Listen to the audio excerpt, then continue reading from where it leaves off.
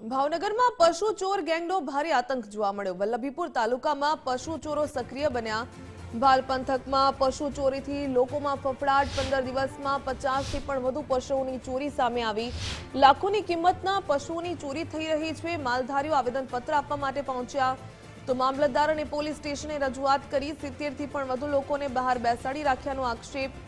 પોલીસને માત્ર દારૂ જુગારના કેસમાં રસ હોવાનું પણ નિવેદન સામે આવ્યું। ગરીબ માલધારીઓના પશુ પકડવામાં રસ નથી। પશુ ચોર ગેંગને પકડવા સ્થાનિકોએ માંગ કરી।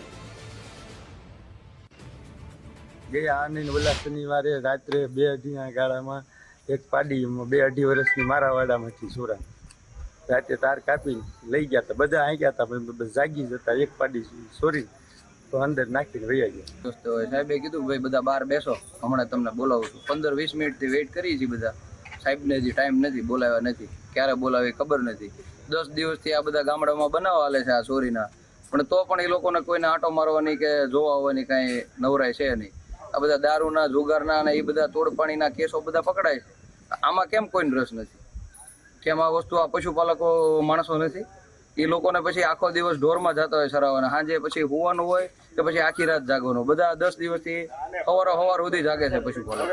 તો આનો જલ્દીથી જલ્દી નિરાકરણ આવે એવી અમારી માંગ છે। રોજ ચોરાય છે, ગાડીઓ આવે છે, કોઈ હાથમાં આવતું નથી ને પોલીસ સ્ટેશને પણ પહેલા જાણ કરેલી છે, પણ હજી અત્યારે કોઈ તપાસ કરી અત્યાર સુધીમાં નથી। હજી હાલમાં કોઈ પેટ્રોલિંગમાં અત્યાર સુધી કોઈ ગાડી સાહેબની આવી નથી। આજે મેં આટલું આવેદન દેવા આવ્યા છે કે ભાઈ તમે તપાસ કરવાનું કે આ રોજ ગાડીઓ આવે છે, રોજ ચોરી થાય, માલ જાય છે। અત્યાર સુધી 50 ઢોર ગયા, તો અત્યાર સુધીમાં હજી કોઈ તપાસ કરવા રાતે ગાડી કોઈની પેટ્રોલિંગમાં આવી